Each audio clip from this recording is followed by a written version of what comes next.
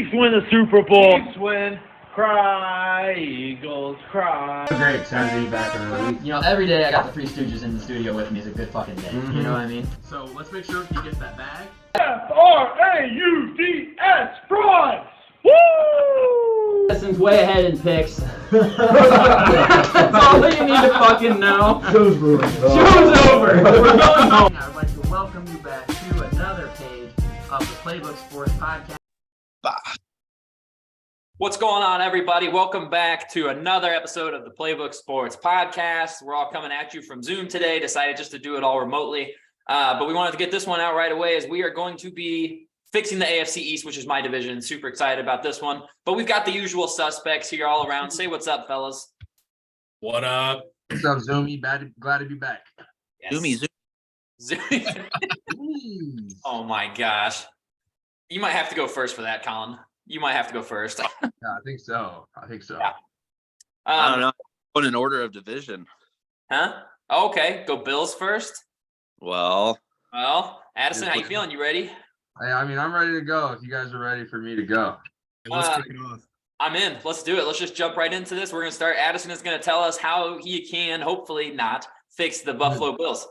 I'll just say fixing the Buffalo Bills and hoping to get them 2 more wins, so pretty tough to fix, but they got some issues, man. They're negative $18.7 million in cap this upcoming season projected, and some needs I got them listed at. They're going to need offensive interior linemen. They need corners. Going to have to revamp that running back room, receiver room as well a little bit, and safety. So they got some moves to make, some free agents, notable guys. Jordan Poyer's going to be a free agent. Rogers Saffold, Tremaine Edmonds, Devin Singletary's getting out of there. Backup tackle David Quisenberry. Naheem Hines might be a cap casualty. Case Keenum, backup quarterback, but I think Mitch is sliding right back into town. Shaq Lawson. They might even lose their punter, who was top 15 in punt yards. So it's like they've got a good chunk of players available. It's tough though, because their GM's already came out. Brendan Bean has already came out and said that they know that they're in a tough situation, and their owner doesn't like to kick the can to just continue to push cap down. So they know they have to make moves just to be able to operate at all, to be able to make any moves. It's going to be interesting though, because they need help on the offensive line. Like I said, they had a 22nd rush win rate last year at 71%, and both teams in the Super Bowl last year were top 10 in pass and rush win rate. So it's like the Bills got a little steep climb ahead of them in the run game, so they definitely got to look for offensive linemen. But just to help them with the cap, Naheem Hines, who they traded a 5th-round pick for, so he is completely free of dead money. They can cut him and save about $5 million, 4.79. Isaiah McKenzie, but he's a locker room guy that everybody loves, and he hasn't really done. I mean, he's produced, you know what I mean? So it's like hard to cut a guy, but there's value there. It's about $2.8 million they can save in the cap. And then Tim Settle, the defensive tackle that they brought in last year, if it's a post-June 1st cut, they save $2.25 million, but they might not cut him because it's just depth on the defensive line that they'll have to replace. Where I really think they're going to be able to make moves is the restructure of some contracts. They were talking about Josh Allen. If it's not all of his contract, they're trying to make his base salary as low as possible, close to the vet minimum, and push that signing bonus over the next 4 years. I mean, he's through 2028, so they can afford a little bit of cap push for him. Von Miller, since he's going to be hurt at the start of the year, his $13.3 million roster bonus is going to be able to get pushed to a signing bonus as well. So there's a little bit of wiggle room there. But basically, it's all in turn just to sign guys back, because Tremaine Edmonds, defensive play caller, who I think they've got to try to get back. I mean, that guy calls plays for the defense. He is the heart and soul. He's just the middle of the D. Jordan Poyer, that guy's having surgery and is playing the same week, driving because they don't want him flying. He's obviously, yeah, exactly. He cares about Buffalo, cares about that team. There are guys they got to re-sign. So other places they're going to take hits. And running back specifically, I think Hines and Devin Singletary both gone. And when you're talking about their cap space, 4 guys make up 40% of it. Josh Allen, Stephon Diggs, Von Miller, Tre'Davious White. Don't get me wrong, all playmakers, but it's, 40% of that cap. Josh Allen going from 9% to 16% this year of the cap. But it's like these guys are good players. You got to lock up. But it's just tough for them because it's similar to the Chargers. They're in a situation where their free agents are going to be trying to get guys to re-sign in town, to keep around, and not going to be able to go make splash plays in free agency. So that's why I bring up the draft right here. And they've got a 27th pick. And just looking at the line and what Cincinnati was able to do with them, if he's there, he's available. Osiris Torrance is obviously going to be a great pick, just like we talked about, Nate, in the mock draft video. I think he's the most ready NFL lineman, potentially, even with Skoronski. He's definitely the most ready guard. And in the mock draft video, I had him taking Zay Flowers, a receiver. Their second pick, number 59. If he's still there, Kayshon Boutte from LSU, a little bit more of a potential receiver guy, so he might slip with the depth of the class. But the Bills, they definitely got moves to make, and it's going to be tough. It's hoping guys are willing to restructure and guys are sticking around. And if not, if Poyer and Edmonds go get bags, they're losing guys and they don't really have the money to bring them back. So hopefully the Bills can create some cap space with those restructures, sign a couple key guys, and just revamp and try to go again with Josh Allen at quarterback. Yeah, I mean, it's like you said, like they've kind of gone all in these last couple of seasons to try to win it, and it's just unlucky that they're coming up against maybe the greatest quarterback to play in Patrick Mahomes, and then you add in all the other talent. Like Burrow, they've kicked their butt. Like I'm not like, there's no way to say this nicely, and I'm going to enjoy saying it meanly. The Bengals went into Buffalo, took their lunch money, flipped them off, walked out. I mean, beat them up and down the field. A warm weather team, but Buffalo is to say we want to play here, we want to play in the snow, we want to play in the cold, and there's no way the white jerseys were that much of a difference there, man. There's just no way. The Bengals dominated the game start to finish. And I mean, it's going to be interesting. Roger Saffold, 35 years old, wants to come back. Maybe they did get Torrance in the draft and he can mentor him for a year. He wants to stick around, but these guys cost money and they want to get paid, and they got big decisions ahead of them. And it's tough. Like they can do all these different restructure moves. And again, we're not NFL GMs, so we don't really I just see the term restructure. I'm like, oh yeah, let's restructure. Saves me money. I don't know what it means. All I know is they're just kicking the can down the road. 4 years from now, there are guys that basically you can't get rid of because their cap hit's too insane. You know what I mean? Josh Allen's already his lowest cap hit for the rest of his contracts, like 44, 45 million. Like we're pushing that up to 50 plus million. Woo. He's worth it, but is everybody else, you know what I mean? Stephon Diggs, there was talks he might get his restructured, but it's like, is he worth it in a couple of years? You never know. It's just it's tough. The Bills got to do it with the right players and bring back those key pieces. Edmonds and Poyer, I think, got to get back. At least Edmonds, though. I mean, they got to try. That D. Spoiler alert: they may have to try to outpay me for him. But there's so many there's the top tier of free agents, and all we're going to see the same names repeated several times throughout this. This is who I would go get if I could, and if no one else is going to outbid me, this is who I want. This is what I would give him and how I would get him in there. But yeah, I mean, like you said, kind of similar to the Chargers. Unfortunately, you've had back-to-back teams where there's really just not much you can do other than try to get out of cap hell. You know what I mean? They're just trying to survive, trying to float as much as they can, and some of that is going to be getting rid of guys, obviously, for the Chargers, like we talked about last week. And potentially losing some big pieces for the Bills as well. Yeah. They do draft well. They do draft well. That's the thing. You gotta hit home runs in the draft. Gotta get at least a couple doubles. You know what I mean? You cannot be swinging and missing in the draft completely, especially for teams like the Bills when they're trying to win a championship. Yeah. Colin, I really need your Cowboys to not let Bijan Robinson go to them. If he's there at 27, you got to pull the trigger, please. Yeah, most likely, especially because you're losing. I think, especially if you lose Singletary and Hines, man, it's like, boom, there's Cook and Robinson. Do ahead backfield. Good luck. Bijan Robinson cannot go there. I need you to do it. First round running back. I don't know if Dallas is going to pull the trigger on that or not. Well, they may not. They may not because they're kind of burned by it right now. However, Pollard out most of the year with that leg injury and Zeke being Zeke nowadays. I mean, it might not be that bad of an idea, Especially when you get potentially one of the best running back prospects since Saquon Barkley, I would say, and Bijan Robinson. The Cowboys, man, I hope you're doing something to Zeke, getting rid of him, restructure something, man. He's making a bag, and you see the reports where it's like on any other team he'd be vet minimum at most. It's like, I think he's like $16 or $17 million cap hit this next season. Ooh, that's painful. Yeah, that is painful. Don't pay RBs. Don't pay RBs. No, you can't. You just can't. But I like it. You did what you could with what you had. It's just bring back the guys and see if you can run it back, and maybe you get lucky and you don't have to hit a home run in the draft. Yeah, Boutte comes in and he balls for a second round pick, something like that. Maybe you get Torrance and it shows up the offensive line. So when it comes down to the big game, Allen isn't running for his life and getting hit in 10 plus times. I'd love those 2 draft picks for them as if I weren't a Dolphins fan. But yeah, as, definitely. as a Dolphins fan, I hate that because I think, like you said, Torrance is the most pro-ready of all of the offensive. He looks insane, prospects. man. He looks insane. And then I'm high on Keyshawn Boutte. You know, he had a down season, but LSU had a down season. Exactly. You know, I couldn't tell you LSU starting QB. I couldn't. I don't know if you guys can. I can't.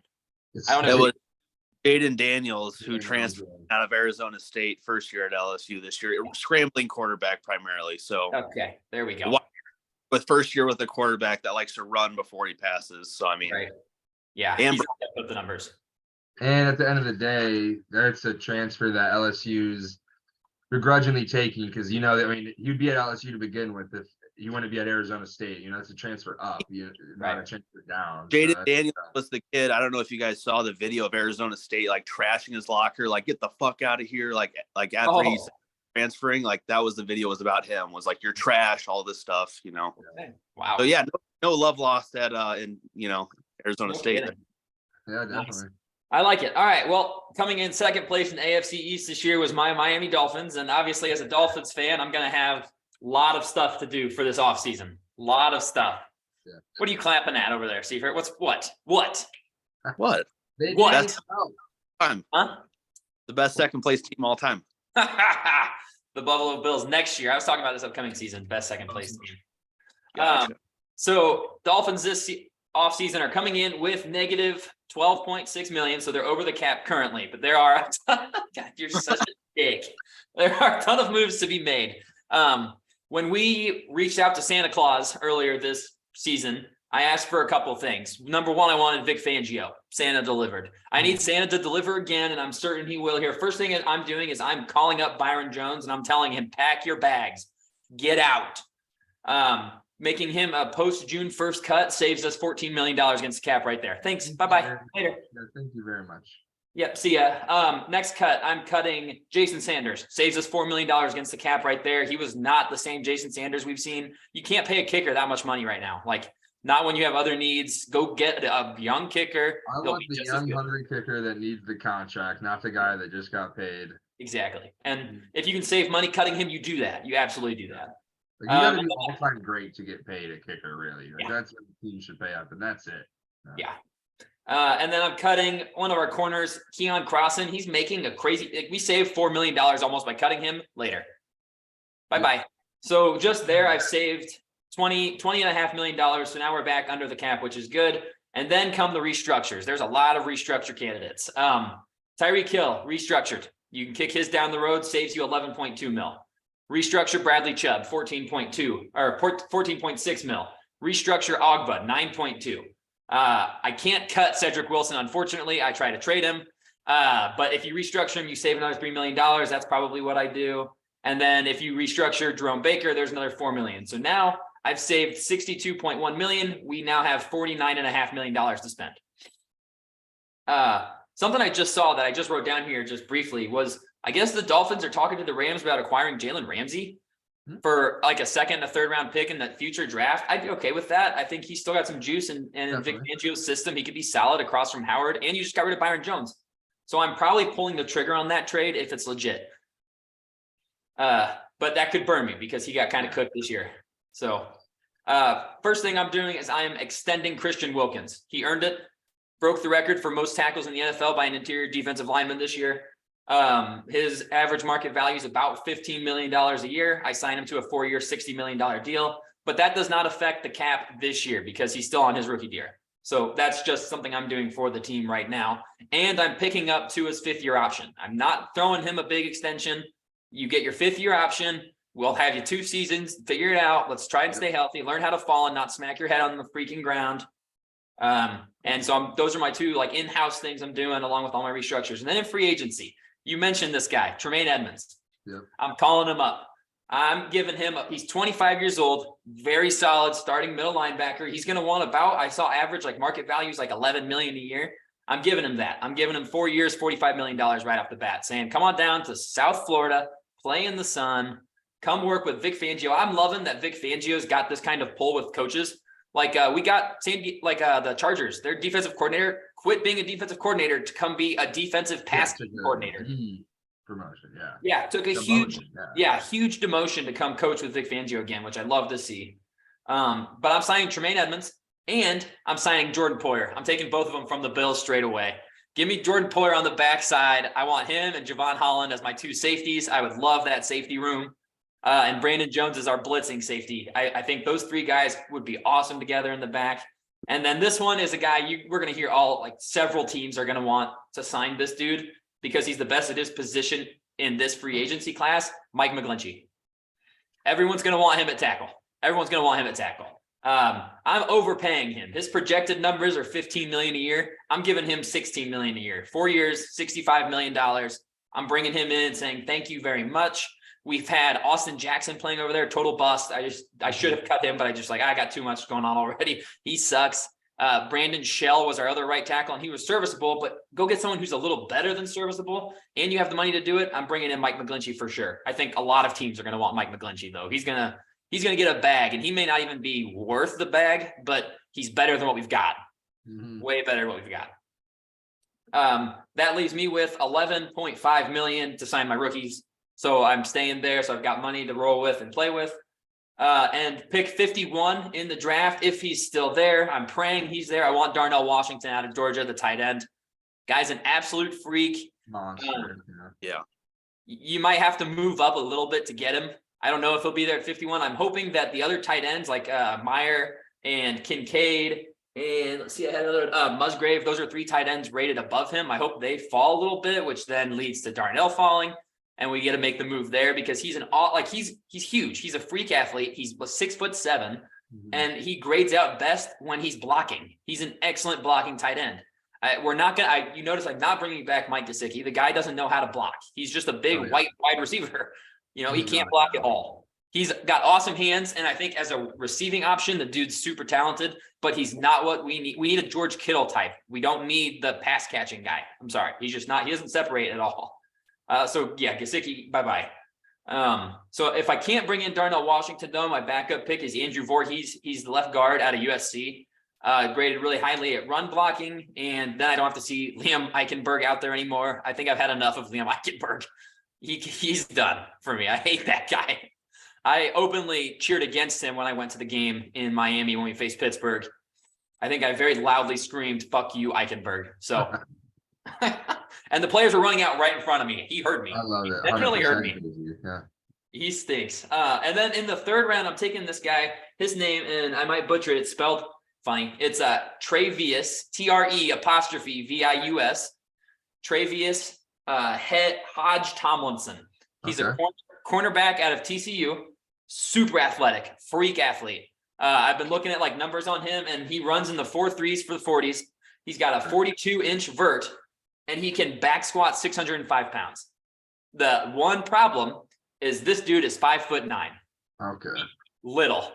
He is not tall at all, but he is a slot corner if I've ever seen one ever. You need somebody to keep up with the little receiver in the slot. He's your guy. Dude's like I said, freak athlete. I think he's going to blow people away at the combine. And if this dude was 6 feet tall, just give him, give him 5'11" even. I think he's a first round corner. But the fact that he is 5'9" is a real problem. Mm-hmm. So, but I definitely draft him if we don't trade for Jalen Ramsey, which I'd be okay with not trading for Jalen Ramsey, but I think our defense would obviously be better with Jalen Ramsey. Yeah, if the trade's right, I mean, you got to make that trade. Right. And if you have the cap to bring him in, you do that. You say, all right, let's go for it. Let's go for it right now. Let's take a couple of the Bills defensive captains, and then let's go get Jalen Ramsey, who may still have another good season in him, and try and get the most out of him with Vic Fangio. So that's what I'm doing is I'm trying to draft my blocking freak athlete tight end, trying to get a freak corner, and then bringing in some guys on the defensive side and an offensive lineman. I think that's our best bet. And I'm sure there will be more moves made and more cuts and restructures. I could have restructured Armstead and saved a couple more million, but I was like, nah, I don't want to kick too many cans down. I was going to say, they can't restructure every single guy. Yeah, it's just because eventually then it's like, well, shit, we literally will not be able to have a roster. Right, yeah. Exactly. And I would cut Emmanuel Ogbah, but I can't cut him either. He was kind of a bummer. And he's a pass rusher. Well, we've got Jalen Phillips and we've got Bradley Chubb. We're paying Ogbah $15 million this year to be a pass rusher, and he's like our third or fourth option. It's going to be interesting what that safety position does in free agency. If he does leave, Jesse Bates obviously is an interesting name because the Bengals got to get rid of him. Obviously, they can't pay him. But with that rookie, so first round pick on a safety, it's like obviously Bates is out the door. So it's going to be and I would have happily brought in Bates, but he's going to price himself out of most teams' ranges. He's going to be 16, 17 mil a year at least. Yeah. So that's what I'm doing. I'm hoping to build on a third straight season, winning season and playoff appearance, hoping to build on that and just keep rolling. Oh yeah. That's what I'm doing for the Dolphins. Third place, New England Patriots. Colin, you're on the board. Let's go. All right. So the main question for the Patriots this past season is what the hell happened from the year before with Mac Jones, with Josh McDaniels, to this past season with Matt Patricia as the play caller. There's what happened right there. There lies the problem. Correct. So one of the things that I would have done, the Patriots have already done, is they went out and you can't bring back in Josh McDaniels. He ain't leaving Vegas. Yeah. So what do they go get Bill O'Brien. Knows the culture, knows the system. Come be your offensive play caller, and maybe we can outscore some teams. I'm staying with Mac Jones at quarterback. I'm not moving on yet. He's still obviously on his rookie deal. There's some regression obviously from the rookie year to last year, but you got to think that has something to do with the turnover and coaching. But looking at their cap space for this upcoming offseason, they have $34 million available. That's obviously before re-signing their players up for contract. They have a bunch of unrestricted free agents. Here are just a couple key ones I looked at. Am I going to re-sign them? Am I not? I'm just going to list them off first, and I'll go individually through them if I'm re-signing them or not. First up, Damian Harris, kind of the backup role with Ramondre Stevenson kind of coming to the RB1 role this past year. Move on to staying on offense here. Jacoby Myers is kind of the big one. Nelson Aguilar is another receiver that's also an unrestricted free agent this year. And then the last kind of offensive position here is their right tackles. Both of them are up for unrestricted free agent, looking at Isaiah Wynn and Marcus Cannon, both free agents, unrestricted. And then going to defense, kind of the main ones is Jonathan Jones at corner. And then both their free safeties. Is Devin McCourty calling it quits? Is he going to come back for, the last ride with Matthew Slater, who decided I'm going to sign a 1 year? Is McCourty going to come back for a 1 year? And then Jabril Peppers as well. Their other their other free safety is also an unrestricted free agent. So with that $34 million, what I do first, I'm going to sign McCourty if he wants to come back. I'm going to get him a vet min. If you want to come back for 1 year, this is it. You're getting $1 million. Not busting the bank for a 35-year-old, safety. No. Sorry about it. First big splash, I'm going to bring back Jonathan Jones. He was their cornerback one. He's only 29 years old. So he's still fairly in his prime. He made about $7 million last season. His expected market value for this upcoming season is $12 million. So I'm going to give him that 12 of the 34. It's about a third of what we have available, but that's a position that you need to be able to have, especially with guys like Tyreek Hill and Stephon Diggs and Garrett Wilson now in that same division. And this next one, Jacoby Myers, is one I was kind of torn between because the Patriots historically are like, you're done, you're gone. But you look at that receiver room if they let him go. It's so bad. Devontae Parker, wide receiver one. Tyron Thornton, I believe his name was the guy they drafted in the first round out of Baylor. He'd be their RB, the receiver two, or if you bring like Aguilar, he'd be the receiver two. And you're not lining up Matthew Slater on offense. You can't. Guy at this point. So I am going to bring back Jacoby Myers, as much as an anti-Patriot as that would be. He's 26 years old. He was their wide receiver one. Notably, other than the blunder in Vegas, he had a pretty solid season. Awesome. Besides rock, 30 yards. He made a little under $4 million this past year. So obviously he's going to want a little something. His market value is $12 million for this upcoming season. If I'm the Patriots, I'm going to try to dwindle him down to 10-ish, knowing the Patriots are probably going to try to. Yeah. But if I had to, I would give him 12, which would be 24 of the 34 available. So I still have 10 million to play with. And then looking at their defense, the only guy I haven't talked about yet is Jabril Peppers. 27 free agent. He's kind of been passed around a few teams. He's not, the first round draft pick he was out of Michigan anymore. He made $2 million last year. I can see the Patriots bringing him back for another 1 or 2 year deal for about the same $2-3 million annually. So that leaves me with like $7 million-ish to play with as far as free agents go. And the Patriots ain't making no splashes in free agents. They never do.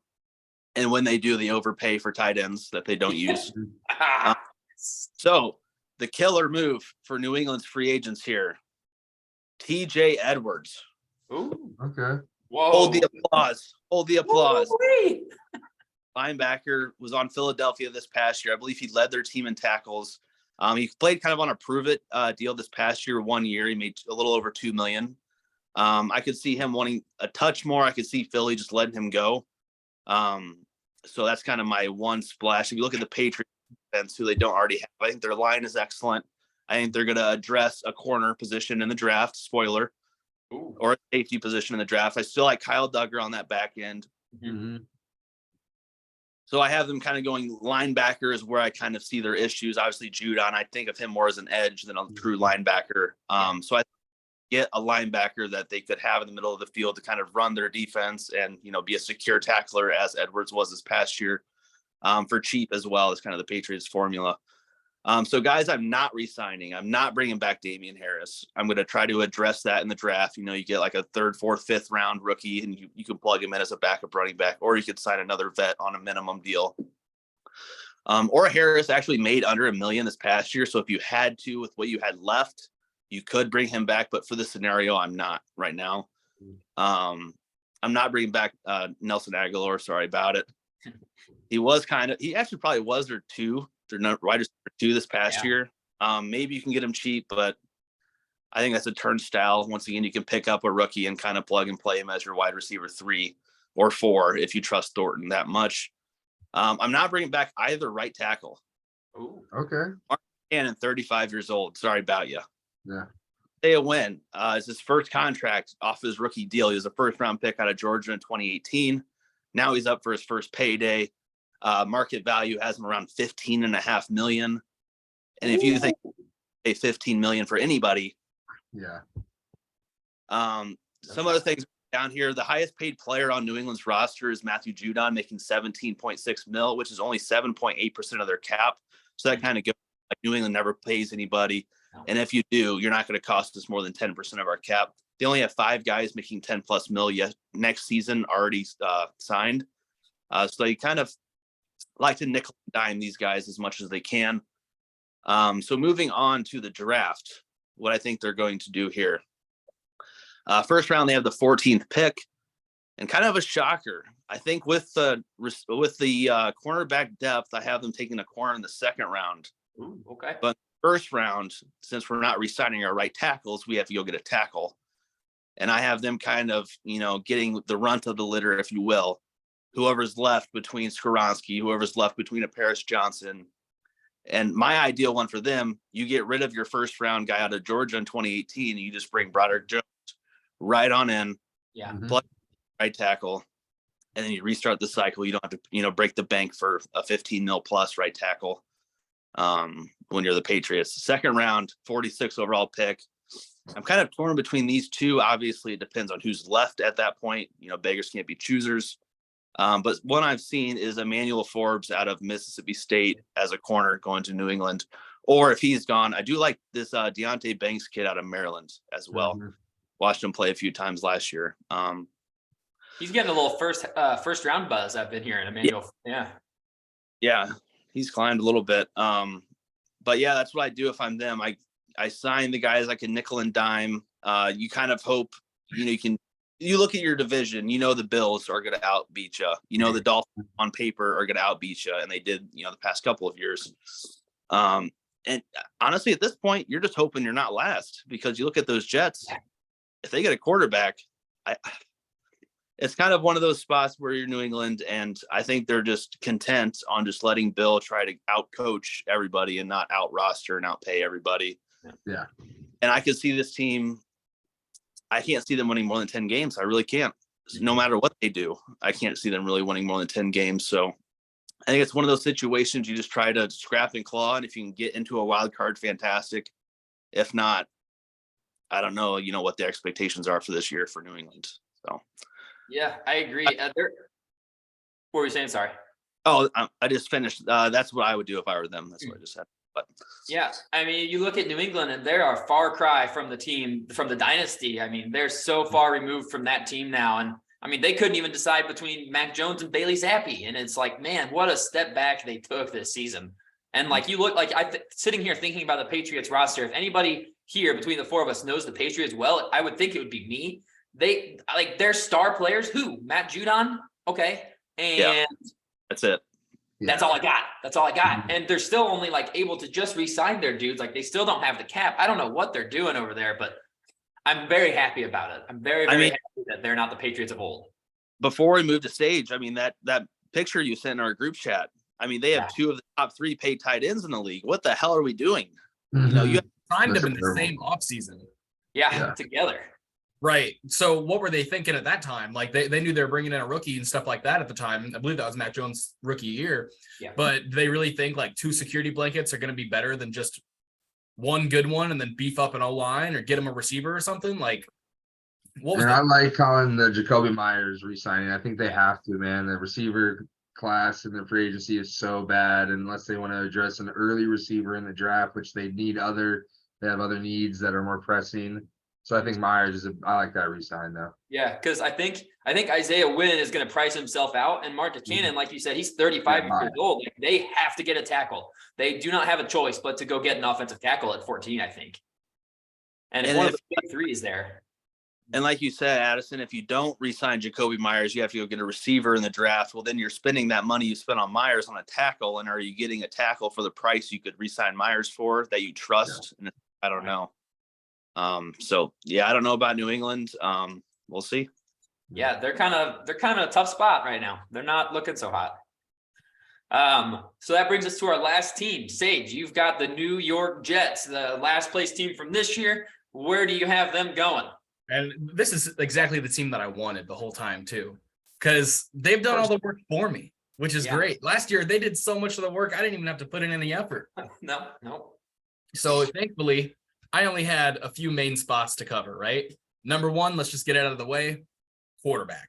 Yes. I know that's what we're all thinking. Are they going to go after Aaron Rodgers? Are they going to do Jimmy G? Are they going to go Derek Carr? What's happening? Well, they just recently had that meeting with Derek Carr, right? And that's the direction I think they're going, actually. And I actually agree with it. So right now, Derek Carr's projected cap hit is going to be about 35 to 40 million a year, right? Not great, but do you want it to be up to that 50, 55 million for Aaron Rodgers? I think will be. Granted, the Jets, they're not in a great cap space. They're about 18th in the league, $250,000 under the cap. So not too bad right there, right? But if you're factoring in how much Aaron Rodgers is just going to munch on all of that, you're going to have to move things around more than anything, right? And Robert Saleh, he's coming from the 49ers. How do they build their teams? They've had Jimmy G, Brock Purdy. Like, they don't have these high-end quarterbacks that they're building around. They're not paying these guys, And I think Robert Saleh still has that kind of intuition in the back of his head. So he's like, you know what? If I can pay 30, 35 million to a Jimmy or to a Derek Carr and still build my team, let's do it. So I think Derek Carr is the safe option there. I don't know if you heard when they were talking to Derek Carr in the interview, they said, if you come here, you're a first ballot Hall of Famer. I don't think that's going to happen. Who are they trying to convince with that? So he better win 2 Super Bowls. Yeah. Right. Yeah. He's going to have to put Joe Namath under, like he's going to have to put him out of the race of best Jet. That's a quarterback that has not won a single playoff game. Are we sure about first ballot Hall of Famer here? Right.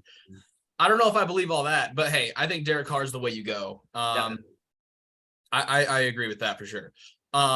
Second, if you're bringing in Derek Carr, if you're bringing in someone like that, you have a defense, which is amazing. With the whole time he was with the Raiders, he had the worst ranked defense from the time he was drafted to now. 32nd. No one to rely on. Their running game, they had who's their best running back besides Josh Jacobs last year? What, Darren McFadden? Like his rookie year or something? Like absolutely nowhere. So he comes to the Jets. He's got a run game. He's got a defense, let's protect him. Right. So right now they have Elijah Vera Tucker coming back from injury this year on the offseason. Thankfully, that's already taken care of. Got a guard, right? We got Laken Tomlinson coming back from injury. Connor McGovern, unfortunately, center, middle of the pack center, but he's a free agent, right? I say you sign him back. Mid-contract, he's not that great. Not a lot of people are going to be clawing for him because there's surprisingly a lot of centers in free agency this year. I think we can sign him back for about 3 years. Get a little juice out of him. We don't need an amazing line. We just need something to protect him.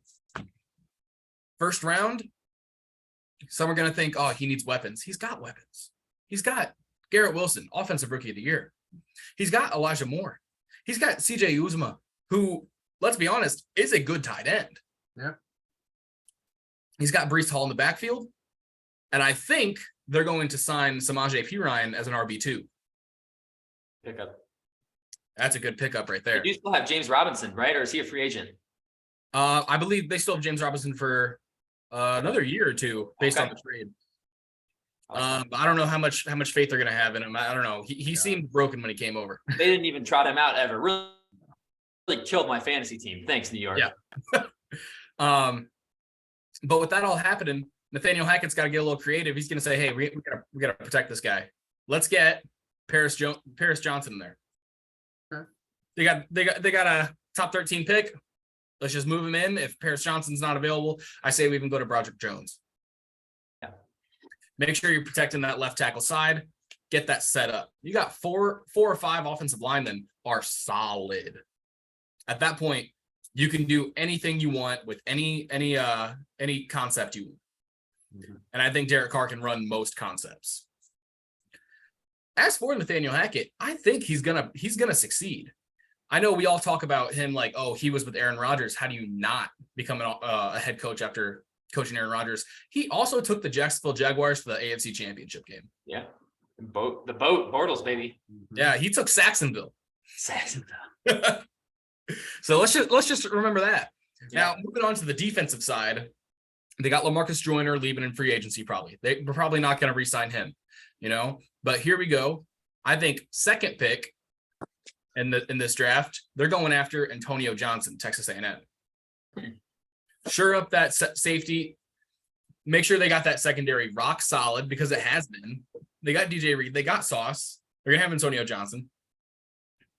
Let's just keep pumping them out, making sure that happens. Their biggest cap hit is going to be CJ Mosley, who is making $17 million for no reason. Wow. I think, don't get me wrong, he's good. The Ravens drafted him. I know all about this man, but he is not the linebacker that he used to be. Mm-hmm. You cut him right now, you save $6.5 million. You cut him right there, I say you sign Jermaine Pratt. Okay. One of my favorite linebackers this year. Dude is just, he's hyped. He's excited, He knows how to run a defense, and he brings that Robert Saleh mentality to this team. CJ Mosley is not a rah guy, but if you want someone to really hype up that defense, be the leader of that defense, have the earpiece in his helmet, I think Jermaine Pratt's the guy to get that defense even more in order and have them playing with a swagger that I don't think they'd have before. Yeah. Good sign. I like that. So I like all those. And then here we go. One thing that I think they should do besides that, I think they need to re-sign George Fant for their right tackle. Yeah. Just shore up that whole line. Make sure Derek Carr has nothing to worry about. If you got Derek Carr just being a game manager, and they went 7-10 last year with Zach Wilson and Mike White. I think they had the worst QBR in the NFL. Absolutely. Rated wise, genuinely, they had the worst quarterback room in the entire league last year. Yep. No, absolutely. And I think that brings me to my last point. Who's going to back up this man? Mike White is gone in free agency. He's going to make a bag by backup standards. Yeah. By backup standards, he's gonna make his money, And Zach Wilson, he's probably gonna be a healthy scratch a lot of these times, if he's not traded by them. Let's hope that God happens. bless the Jets for taking him at 2. I really think Zach Wilson should be traded, but the reason I didn't put it in there, I don't know how to evaluate his trade, and I don't think they do either. You know, like he was a 2nd overall pick. Congrats, but he has done absolutely jack shit since. Terrible. Exactly. So do I get a 1st rounder for him? Can I even ask for that? Can I ask for a 2nd? Is anyone going to take a chance on this? So I didn't even put it in there at this point, just because I don't know how to evaluate it, and I'm not going to pretend like I do. Yeah, that's fair. That's fair. The free agent backup quarterback that I think they should go after, though, Gardner Minshew.